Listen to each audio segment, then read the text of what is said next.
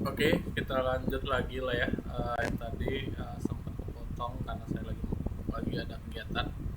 Nah, sekarang di sini soal ke nomor 7 ya, logical operator. Jadi ya sama seperti yang tadi. Misalnya sini saya ketik, nggak bisa enter.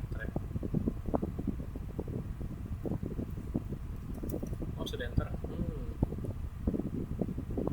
Apa dijalankan dulu ya? Oh, ada. Oke. Oke, sip. Nah, di sini coba saya ketik logical operator ya. Jadi di sini logical operator cukup n, uh, baru sini or, baru sini or. Ada logical seperti itu. Kalau n dia tuh dua-duanya harus hidup maka dia bernilai true. Kalau or itu salah satu hidup maka dia bernilai true. Kalau not itu dia sebaliknya ya logikanya ya. Nanti bisa dicek di gerbang logika. Nah, sekarang saya ngambil contoh paling sederhana. Misalnya sini misalnya sini sama dengan 10. Nah, itu aja. Misalnya saya buat uh, b bo sama dengan misalnya 20. Nah, print rumus a rumus sama dengan 10 sama dengan ba, and 10 lebih kecil dari 5. Nah, ini ketika kita jalankan pakai f string, lalu hasil dari operasi ini adalah titik 2, baru masukkan di sini koma, masukkan rumusnya. Nah, ketika kita jalankan apa nama kamu? Oval. Nah, hasil dari rumus ini adalah false. Udah gitu aja, gampang ya ternyata ya. Nah, kenapa dia false? Karena di sini n itu dimana dua-duanya itu dia harus bersifat true gitu. Jadi 10 sama dengan BA, yang dimana BA itu ada 10 benar, karena 10 pasti dia sama nilai dengan 10, dan 10 lebih kecil dari 5 salah. Tapi ini ketika kita ganti or, pasti logikanya itu bukan false tapi true. Kita jalankan sekarang. Cok. Nah, true kan? Itu dia. Ya, cukup sederhana, cukup mudah. Lanjut ke soal 68. Soal 68 ini agak tricky. Ini karena saya tadi saya nggak mau validasi lagi ya, kan sampai saya harus ngetik. Jadi saya matikan dulu. Nah, soal nomor 8. Di sini saya buat if hanya terjadi jika kondisinya itu 1, elif jika kondisinya lebih dari 1. Misalnya ada 5 kondisi, maka elifnya itu dibuat sampai 4 ya, n 4. Baru di sini else-nya itu ditutup ya, atau closing statement. Nah, agak bingung, ini nggak apa-apa, ini masih belajar. Di sini saya misal buat statement itu ada 3. Nah, ini kalimat sama dengan novel ya, siswa kalimat sama dengan saya 1011. Password ya saya buat nih, tidak sederhana. Password sama dengan 101111. If password ya sama dengan 1011, baru masukkan if password sama dengan 1011, baru masukkan print buka kurung, silahkan login. Nah, di sini kayaknya di sini ada cacat logika. Oke, di sini cacat login. Di sini langsung muncul silahkan login ya. Di sini coba saya buat misalnya satu. Sebenarnya nggak cacat hasil programnya, tapi agak cacat logika.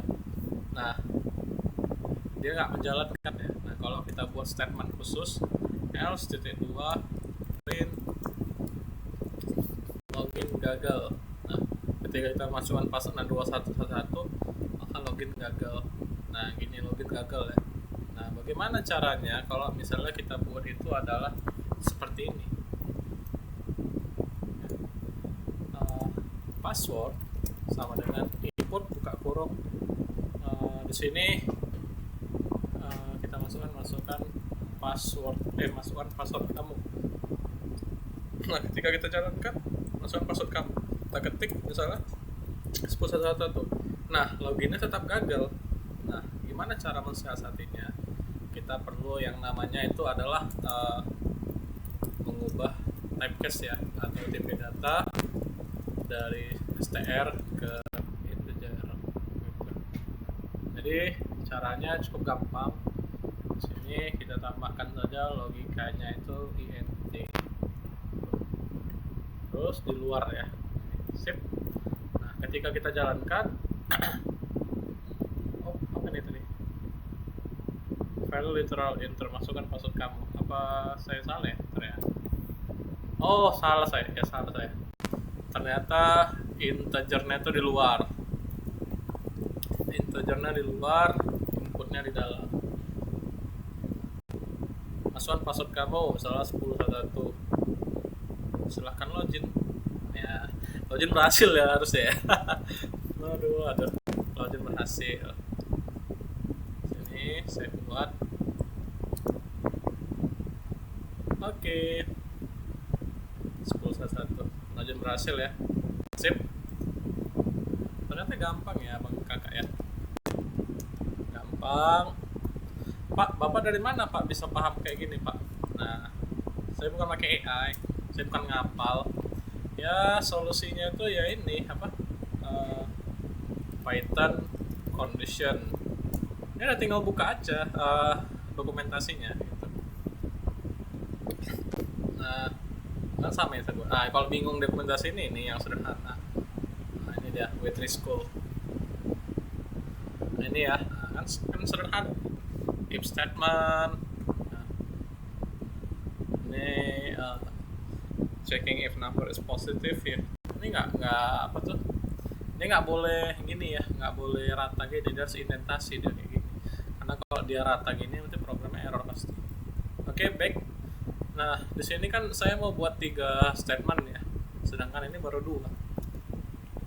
Gimana? Maka di sini kita ganti elif. Ya. Ini kita hapus dulu. Kita buat misalnya elif password sama dengan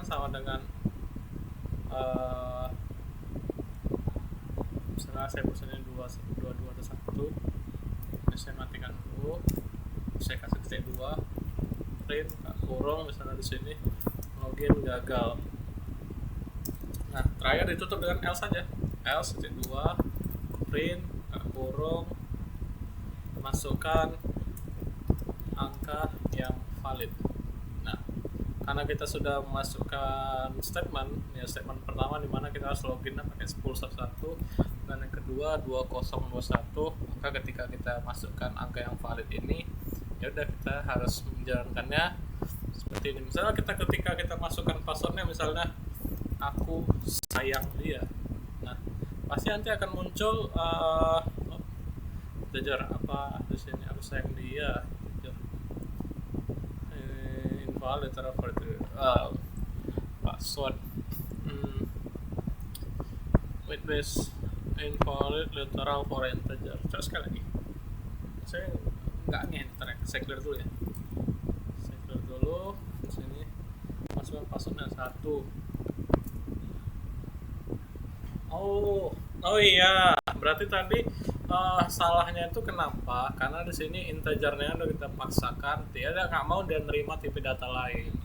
Maka ketika kita ketik huruf A, dia pasti error ini yang munculnya. Nah, karena itu adalah merupakan literal dari integer yang mana tipe data A itu adalah string. Ketika string dipaksakan ke integer,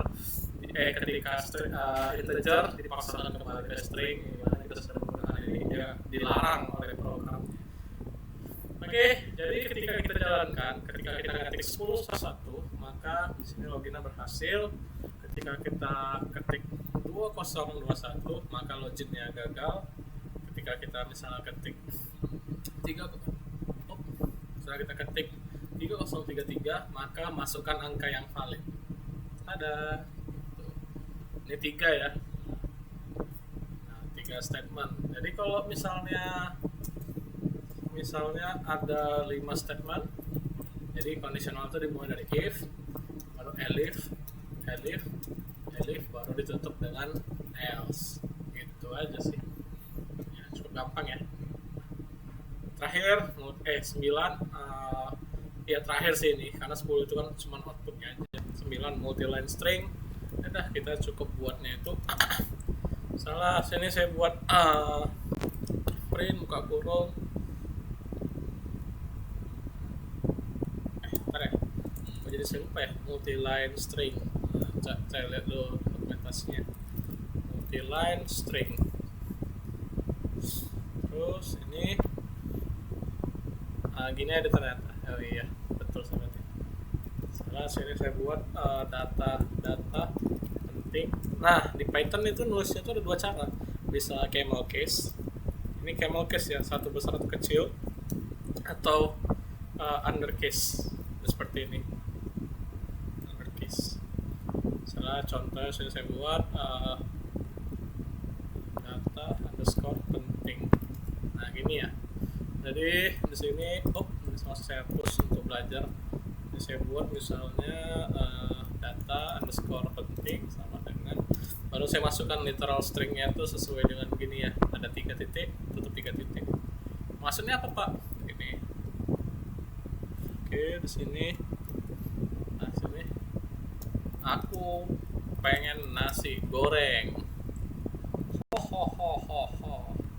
Iya, saya setuju. Nanti ketika kita jalankan, salah print buka kurung data underscore penting, ketika kita jalankan, masukkan password kamu satu saya. Dia bentuknya gini jadinya. Nah, bentuknya sesuai dengan tampilan ya, yang dimana multi-line string itu fungsinya itu untuk bisa membuat string itu lebih dari satu ketika kita ketik. Jadi line-nya itu bisa 3, bisa enter, bisa 4, bisa 5, terserah gitu. Ya, saya rasa itu aja. Thank you semua.